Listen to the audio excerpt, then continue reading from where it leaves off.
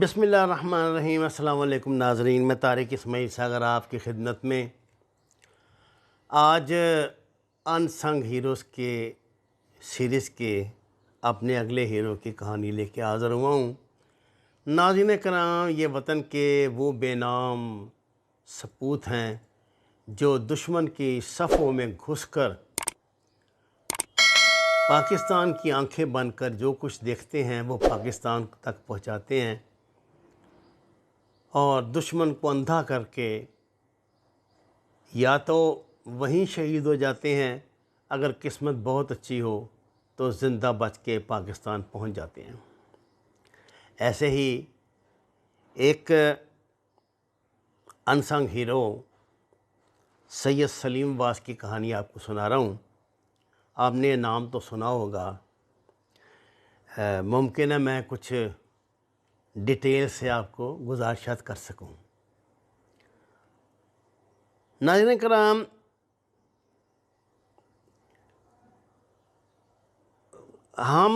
ہماری جو نوجوان نسل ہے اس نے جنم لیا ہے جن حالات میں، تب انڈیا کی بالی ووڈ جو انڈسٹری ہے بڑے عروج پہ تھی۔ اس نے عجیب عجیب طرح کے اپنے شہیدوں کو گلیمرائز کر کے، اپنے جاسوسوں کو گلیمرائز کر کے، جن کا کوئی وجود، جن کا کوئی نام و نشان بھی نہیں تھا، آپ کو پیش کیا اور آپ کی پوری نسل ان سے متاثر ہوئی۔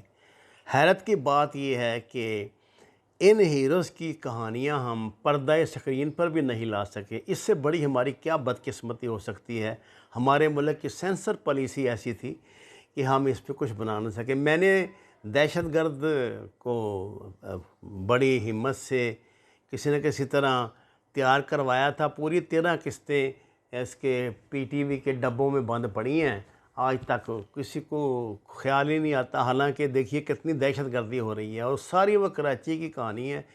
ایک ایک ایکشن اس میں سچا ہے، ایک ایک کہانی سچی ہے، لیکن پالیسیاں ان کی، پالیسی بھی کیا، آپ کے ذاتی تعلقات ہوتے ہیں۔ میں اس سے علاوہ اور کیا کر سکوں۔ آپ ایک ایئر فورس کے افسر تھے جنہوں نے خود کو 71 میں پاکستان کے ساتھ جو شکست کا لفظ تو میں نہیں استعمال کر سکتا، جو غداری ہوئی، جو بے ایمانی ہوئی، جو ہم نے اپنی ملی گناہوں کی سزا بھگتی، اس کا بدلہ لینے کے لیے خود کو انٹیلیجنس کے لیے والنٹیئر کیا۔ دیکھیے جو رینکڈ افسر ہوتے ہیں ان کو اس بات کا پتہ ہوتا ہے کہ یہ جو جاسوس ہے یہ تو بے نام ہے، اس کا تو کوئی نام و نشان نہیں، اور مر جائے فائلوں میں نام تک نہیں آئے گا، کچھ کسی کو پتہ نہیں لگے گا۔ لیکن اس بندے نے خود کو کیا، اور یہ ٹریننگ لینے کے بعد، 2 سال ٹریننگ کے بعد، یہ ونود چوپڑا کے نام سے انڈیا میں انہوں نے انٹری ڈالی۔ آپ دہلی، گورکھپور، لکھنؤ، دہرادون اور ممبئی میں کامیاب مشن انجام دیے۔ یہ پاکستان کے ایک بہت کامیاب ترین جاسوس لیے تھے کہ انہوں نے بڑی جرأت کے ساتھ جو انڈیا کا انڈر ورلڈ ہے اس سے رابطے قائم کر لیے تھے، اور خود کو انہوں نے ایک بہت بڑا تاجر بنایا ہوا تھا۔ اور دوسری بھی 2 نمبریاں جو اڈاپٹ کی جاتی ہیں کی ہوئی تھیں، اور کہا جاتا ہے کہ آپ انڈین جو افسر میس تھا اس کے ایک مستقل یعنی وزٹر تھے، اور آپ کے ان کی جو بڑے بڑے افسرس کی خواتین جو ان کے گھروں، ان سے اس لیے خصوصی تعلقات تھے کہ آپ نے پامسٹری کا جو فن ہے وہ ان پہ آزمایا تھا، اور خاصا کامیابی سے آزمایا تھا۔ آپ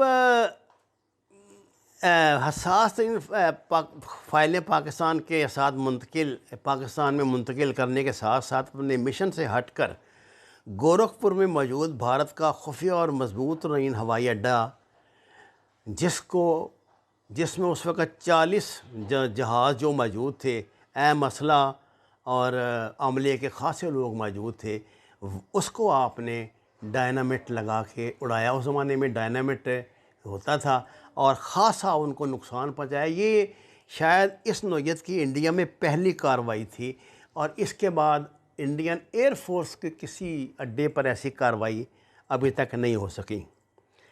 ناظرین، انڈیا کو اس بات کا کاؤنٹر انٹیلیجنس کو علم ہو گیا تھا یہ کارنامہ جو ہے یہ ونوج چوپڑا کا ہے، انہوں نے موسٹ وانٹیڈ پرسن کا اشتہار دیا، انڈیا میں لگا دیا اور سارے اپنے ایئرپورٹوں پہ ادھر ادھر تقسیم کر دیا۔ اور حیرت کی بات یہ ہے جو ان کی تصویر شائع کی وہ ان کے ایک بریگیڈیئر کی مسز کے ساتھ تھی، اس کے علاوہ ان کے پاس کوئی تصویر بھی نہیں تھی۔ عباس 1 مہینے تک دشمن ایجنسی کی قید میں بھی رہے، لیکن ایک مطلب دوسرے مشتبہ نام سے، یعنی ان کو شک تھا کہ یہ بندہ ہے لیکن وہ بندے نہیں تھے وہ، جہاں پھر اس کے بعد انہوں نے اسی انٹروگیشن کے درمیان 2 لوگوں کو مارا اور وہاں سے نکلنے میں کامیاب ہو گئے۔ آپ نے مشن کے دوران دشمن کے کئی جو کاؤنٹر انٹیلیجنس کے لوگ تھے ان کو مارا۔ آپ نے اپنا جو تعلق تھا وہ ڈی کمپنی، یہ داؤد ابراہیم والی جو تھی، حاجی مستان وغیرہ، ان سے ان میں اپنے آپ کو شامل کیا ہوا تھا اور ایک بڑے مطلب ایک چھوٹے موٹے ڈان کی طرح آپریٹ کر رہے تھے۔ آپ کو بہت اندر کی خبریں پاکستان بھیجتے رہے کیونکہ بہت وی آئی پیز میں موو کرتے تھے، اور خاص طور سے جو ان کا یہ فلمی حلقہ اس میں موو کرتے تھے، تو وہاں تو آپ کو پتہ ہے ہر شعبہ زندگی کے لوگ آتے ہیں۔ آپ نے دشمن کو ایسی ضربیں لگائیں کہ دشمن آج تک اپنے زخم چاٹ رہا ہے۔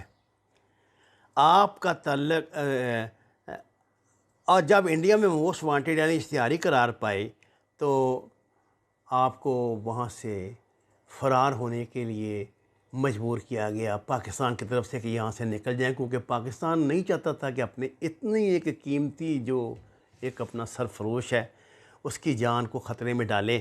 تو آپ کسی نہ کسی طرح وہاں سے نکل کے نیپال پہنچ گئے۔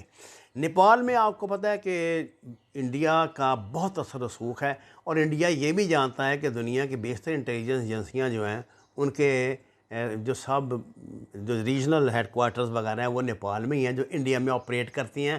Pakistan was one of them. یہاں جب انڈین کاؤنٹر انٹیلیجنس نے بھی ظاہر ہے اس کو کوئی لیڈ ایسی ملی جس سے پتہ چلا کہ آپ نیپال پہنچ گئے ہیں، تو انہوں نے نیپال گورنمنٹ کو بہت مجبور کیا کہ وہ ان کو ان کے حوالے کریں، لیکن آپ نیپال گورنمنٹ کو چکمہ دے کے اس طرح وہاں سے نکلے کہ جیسے آپ کا کوئی تعلق ہی پاکستان سے نہیں تھا۔ آپ نے ایک غیر ملکی پاسپورٹ کے ذریعے ایک ایسی فلائٹ کا انتخاب کیا جو کراچی سے سٹے کرنے کے بعد پھر مڈل ایسٹ جاتی تھی، اور اس فلائٹ میں سوار ہو کے آپ وہاں سے فرار ہو گئے۔ اچھا ناظرین، وجہ کی بات یہ ہے کہ جب آپ وہاں سے فلائٹ میں سوار ہو رہے تھے تو قریباً پورا کٹھمنڈو کا جو ایئرپورٹ تھا وہ انڈین کاؤنٹر انٹیلیجنس نے گھیرا ہوا تھا، ہر کاؤنٹر پہ ان کے بندے تھے، لیکن آپ نے اس طرح کا بحروپ اختیار کیا ہوا تھا کہ کسی کو اس بات کا اندازہ ہی نہیں ہو سکا کہ سید سلیم عباس جو ہے وہ یہاں سے گزر گیا ہے۔ ان کا نام تب تو انڈیا کا تو ونوج چوپڑا ہی علم تھا کہ ونوج چوپڑا جو ہے وہ یہاں سے نکلنے میں کامیاب ہو گیا ہے۔ آپ جب جہاز میں سوار ہو چکے تب ایک جو ان کی کاؤنٹر کی گرل تھی جو وہاں پہ را کی ایک وہاں سورس تھی لڑکی را کی، جو خود را کی افسر تھی اور کسی کور میں وہاں کٹھمنڈو ایئرپورٹ پر کام کر رہی تھی، اس کو شک گزرا کہ جیسے ایک انٹری اس فلائٹ میں غلط ہوئی، کیونکہ وہ بار بار جو فلائٹ میں لوگ سوار ہو رہے تھے ان کو چیک کرتے تھے، ایسے تو کوئی انٹرنیشنل اسی ایئرپورٹ پہ کسی کو نہیں نہ پوچھ سکتا۔ جب یہ جہاز ٹیک آف کر رہا تھا تو انڈیا کو شک پڑ گیا کہ اس جہاز میں ونوج چوپڑا فرار ہو رہا ہے۔ انڈیا نے دوڑیں لگائیں، اور اس زمانے کمیونیکیشن اتنا فاسٹ تو نہیں تھا، ظاہر ہے انہوں نے پہلے رابطہ کیا ہوگا نیپال حکومت سے، پھر نیپال حکومت کے اس ڈپارٹمنٹ سے، پھر ڈپارٹمنٹ کی طرف سے آرڈر گیا ہوگا اس پہ، اور نیپال کیونکہ یہ آرڈر تو نیپال گورنمنٹ ہی دے سکتی تھی نا اس ایئر لائن کے کاؤنٹر کو، یہ جہاز کو واپس بلانے کی، لیکن جب تک یہ کارروائی مکمل ہوتی جہاز نیپال کی فضا سے نکل چکا تھا، یعنی نیپال کی جوریڈکشن سے نکل چکا تھا۔ اب صرف ایک ہی صورت تھی کہ انڈیا اپنے جو ہیں جیٹ جہاز جو ہیں وہ بھیجے اور اس کو تھریٹ کر کے فلائٹ کو واپس لائے۔ انڈیا نے یہ بھی کیا۔ انڈیا کے 2 جو مگ 21 تھے وہ اڑے، لیکن وہ ایک ایسا ملک کی تھی ایئر لائن جس کو وہ تھریٹ نہیں کر سکتے تھے۔ انہوں نے 1-2 چکر لگائے، لیکن اس وقت وہ پائلٹ قریباً پاکستان کی حدود میں یعنی کراچی کی حدود میں داخل ہو چکا تھا اور پاکستان ایئر فورس الرٹ پر تھی۔ جیسے ہی پاکستان ایئر فورس کے جہاز ہمارے ادھر سے بلند ہوئے انہیں روکنے کے لیے، تو یہ لوگ واپس بھاگ گئے اور سلیم عباس جو ہے وہ یہاں لینڈ کر کے خاموشی سے نکل گئے۔ یہ میں نے آپ کو ان کا بتایا ہے، تھوڑا سا تعارفی ایک چیز بتائی ہے۔ اگلی قسم میں انشاءاللہ تعالیٰ ان کے کارناموں کی ڈیٹیل بھی 1 بائی 1 آپ کی خدمت میں پیش کروں گا۔ وما علینا الا البلاغ المبین۔ ناظرین کرام، درخواست ہے قرآن اور نماز کو ترجمے کے ساتھ جانیے، ہمارے چینل کو سبسکرائب کریں، لائک دیں اور سچ کے سفر میں ہمارا ساتھ دیں۔ آپ کا شکریہ۔